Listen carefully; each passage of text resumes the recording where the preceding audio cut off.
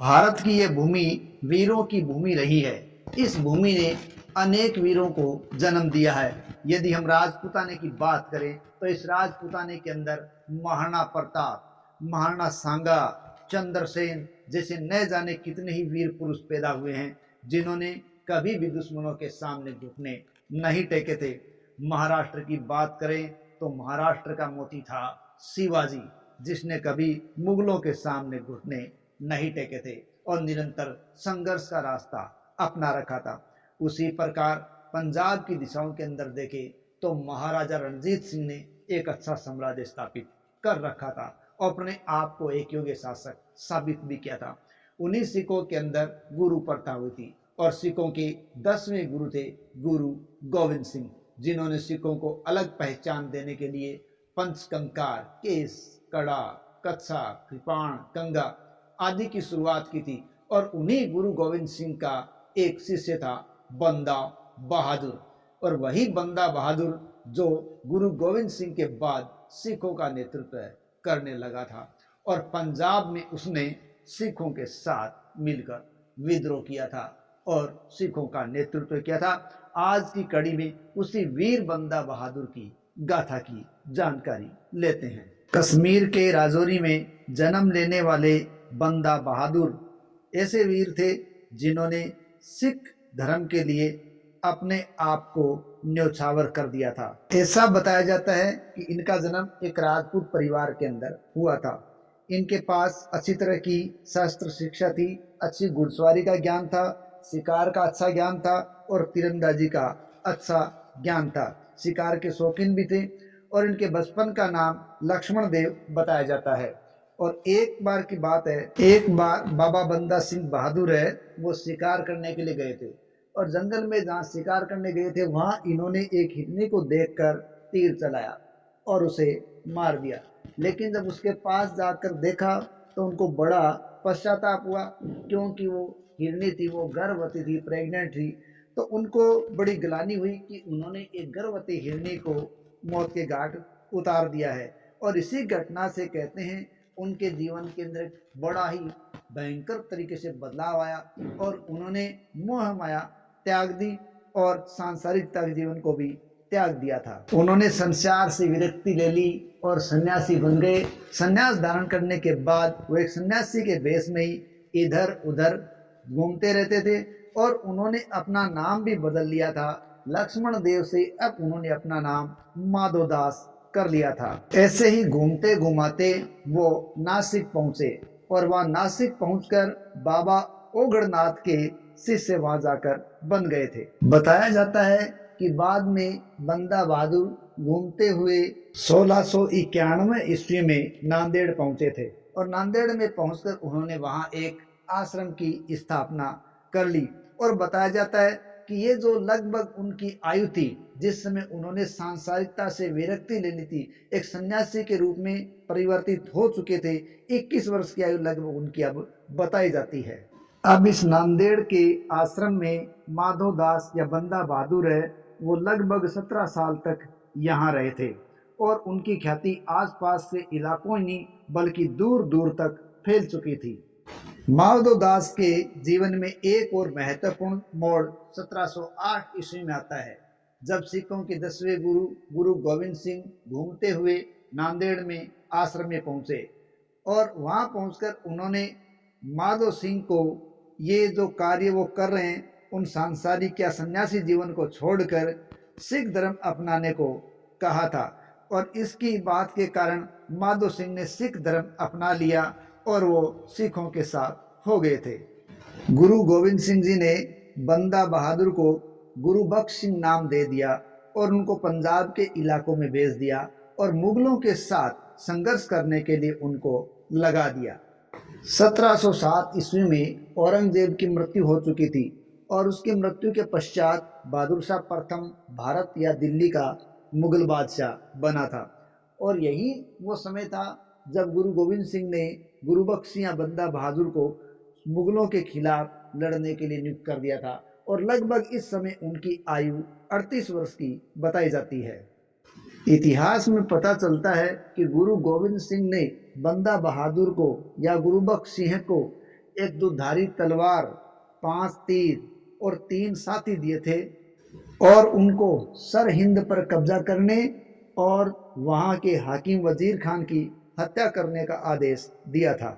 बताया जाता है कि गुरु गोविंद सिंह की आज्ञा पाकर गुरु बख्श सिंह या बंदा बहादुर पंजाब के इलाकों में सतलज नदी के इन क्षेत्रों में आ डटे। और ये वो दौर था जब बहादुर शाह जो कि मुगल शासक थे वो इस समय दक्षिणी भारत में थे। पंजाब के इन क्षेत्रों में आकर बंदा बहादुर है वो जन कल्याणकारी कार्य करने लगे और गरीबों की मदद करने लगे थे और साथ ही साथ वहाँ के स्थानीय लोगों को भी अपनी सेना के अंदर उन्होंने भर्ती कर लिया और सतलुज नदी के इन्हीं क्षेत्रों के अंदर उन्होंने मुगलों के खजाने को लूटा और लूट कर गरीबों में उन्होंने बांट दिया। इस प्रकार के कल्याणकारी कार्य करने से लोग इनके साथ और भी जुड़ गए थे।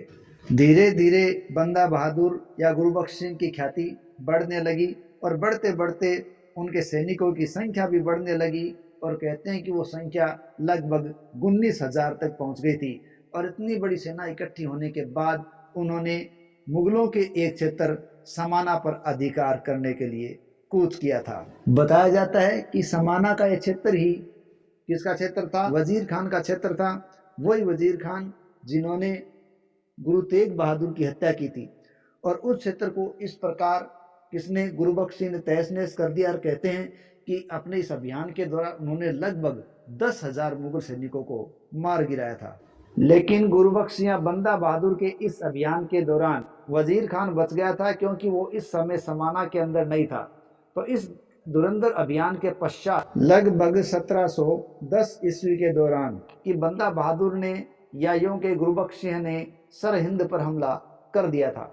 जब सर हिंद का अभियान गुरु बख्श सिंह बंदा बहादुर ने किया तो बताया जाता है उनके पास लगभग 35,000 की सेना थी और यह युद्ध सर हिंद के पास चप्पन चिड़ी नामक स्थान पर लड़ा गया था। चप्पन चिड़ी नामक इस स्थान पर मुगलों को बाबा बंदा सिंह बहादुर ने बहुत ही बहादुरी के साथ हरा दिया था।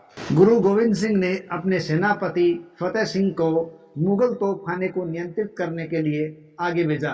तो फतेह सिंह है उसको नियंत्रित करने के लिए आगे बढ़ रहे थे और जैसे जैसे वो आगे तोपखाने की ओर बढ़ते जा रहे वैसे वैसे वो वजीर खान की तरफ बढ़ गए।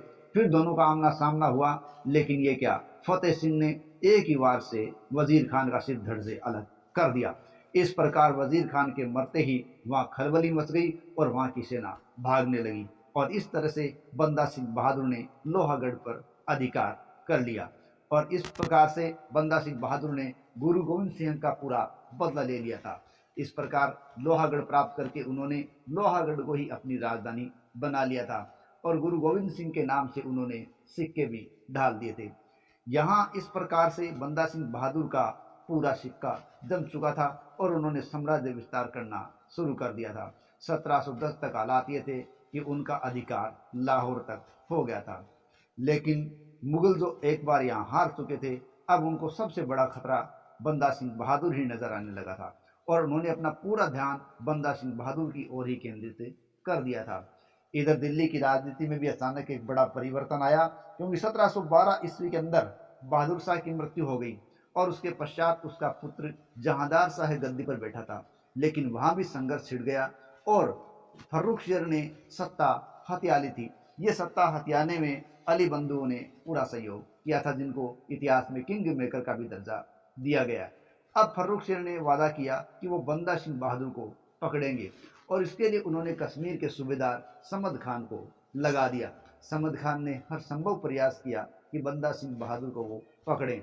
गुरदासपुर के इलाकों के अंदर जाकर उन्होंने मुगलों ने पूरे इलाके को घेर लिया था, लेकिन वो कामयाब नहीं हो पाए थे।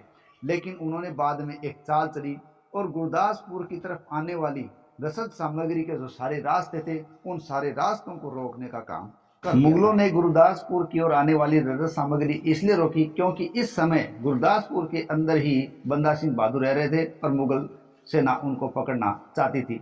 लेकिन गुरदासपुर की राशन सामग्री रोकने से लगभग 5 महीने के दौरान ही उस गुरदासपुर के किले के अंदर भोजन पानी आदि की कमी हो गई और बड़ी मुश्किलों का सामना करना पड़ा। बताया जाता है कि उस दौरान बंदा सिंह बहादुर और उसके साथियों ने घास फूस आदि को खाकर अपना टाइम निकालना शुरू कर दिया। लेकिन इससे उनकी शारीरिक हालत है वो कमजोर होती चली गई। इधर समद खान भी किले में प्रवेश करने का प्रयास करता रहा और इसी प्रयास के अंदर कहते हैं घेरा डाले लगभग 8 महीने हो गए।